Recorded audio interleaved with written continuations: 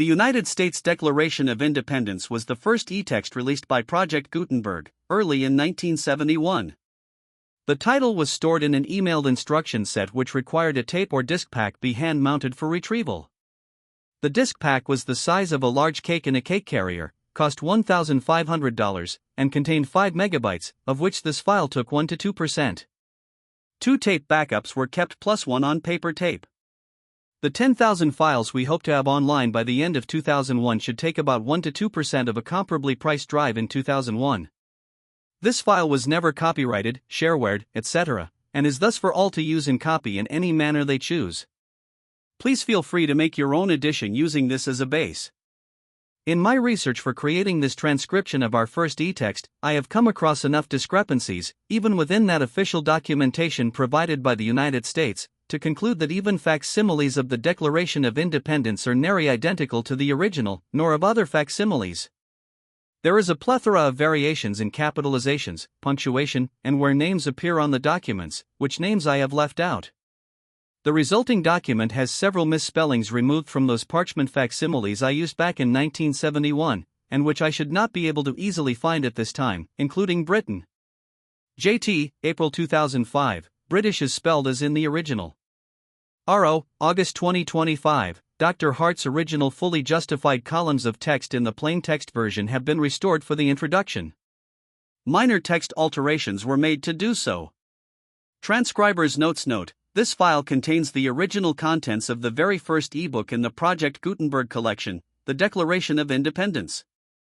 This file previously contained a compilation of e-texts from number 2 to number 9.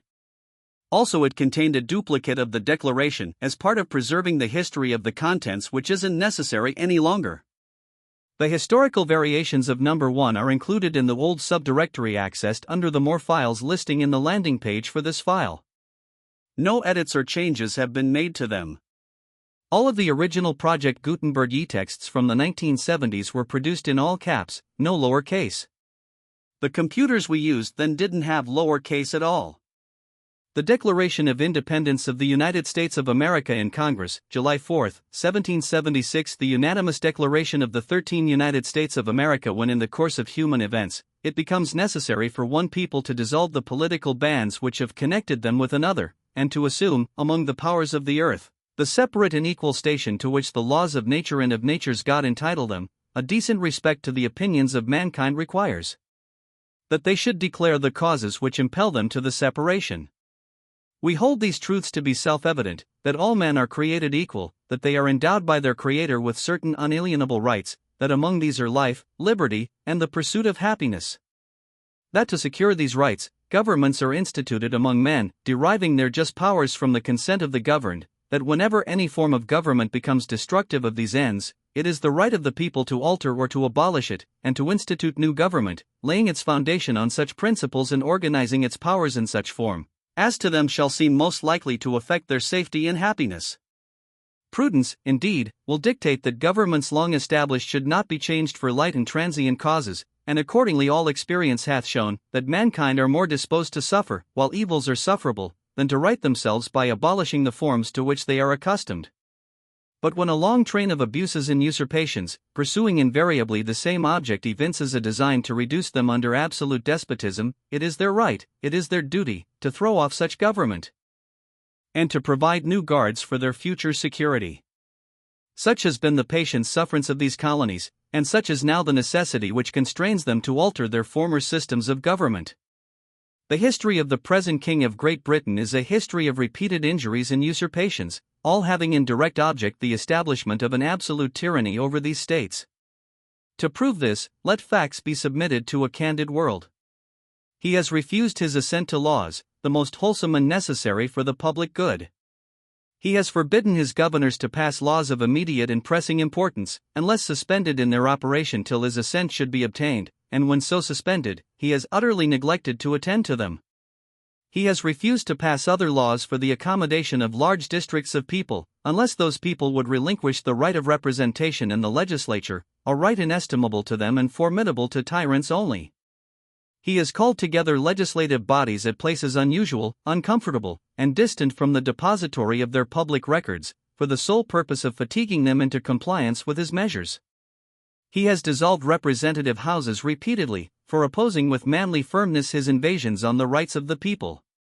He has refused for a long time, after such dissolutions, to cause others to be elected, whereby the legislative powers, incapable of annihilation, have returned to the people at large for their exercise, the state remaining in the meantime exposed to all the dangers of invasion from without, and convulsions within.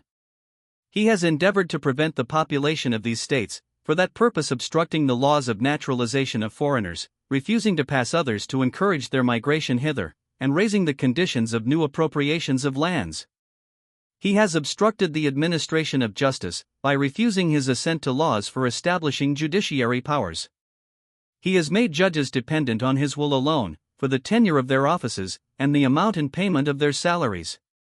He has erected a multitude of new offices, and sent hither swarms of officers to harass our people, and eat out their substance.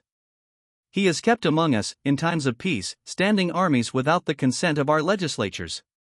He has affected to render the military independent of and superior to the civil power.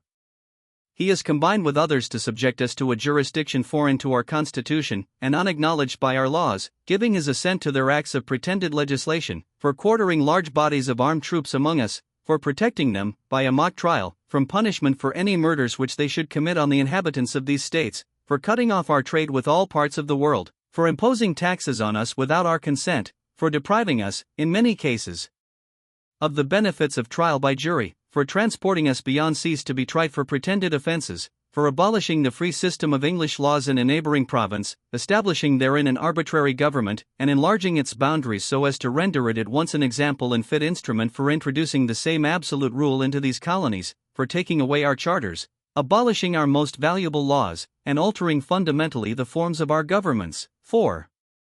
Suspending our own legislatures, and declaring themselves invested with power to legislate for us in all cases whatsoever. He has abdicated government here, by declaring us out of his protection and waging war against us. He has plundered our seas, ravaged our coasts, burnt our towns, and destroyed the lives of our people. He is at this time transporting large armies of foreign mercenaries to complete the works of death, desolation and tyranny, already begun with circumstances of cruelty and perfidy scarcely paralleled in the most barbarous ages, and totally unworthy of the head of a civilized nation. He has constrained our fellow citizens taken captive on the high seas to bear arms against their country, to become the executioners of their friends and brethren, or to fall themselves by their hands. He has excited domestic insurrections amongst us, and has endeavored to bring on the inhabitants of our frontiers, the merciless Indian savages, whose known rule of warfare is an undistinguished destruction of all ages, sexes, and conditions. In every stage of these oppressions we have petitioned for redress in the most humble terms. Our repeated petitions have been answered only by repeated injury. A prince, whose character is thus marked by every act which may define a tyrant, is unfit to be the ruler of a free people. Nor have we been wanting in attention to our British brethren. We have warned them from time to time of attempts by their legislature to extend an unwarrantable jurisdiction over us. We have reminded them of the circumstances of our emigration and settlement here. We have appealed to their native justice and magnanimity, and we have conjured them by the ties of our common kindred to disavow these usurpations, which would inevitably interrupt our connections and correspondence. They too have been deaf to the voice of justice and of consanguinity. We must, therefore, acquiesce in the necessity, which denounces our separation, and hold them, as we hold the rest of mankind, enemies in war, in peace friends. We, therefore, the representatives of the United States of America, in General Congress, assembled, appealing to the Supreme Judge of the world for the rectitude of our intentions, do, in the name, and by the authority of the good people of these colonies, solemnly publish and declare, that these united colonies are, and of right ought to be free and independent states, that they are absolved from all allegiance to the British Crown, and that all political connection between them and the state of Great Britain is and ought to be totally dissolved, and that as free and independent states, they have full power to levy war, conclude peace, contract alliances, establish commerce, and to do all other acts and things which independent states may of right do. And for the support of this declaration, with a firm reliance on the protection of divine providence, we mutually pledge to each other our lives, our fortunes, and our sacred honor.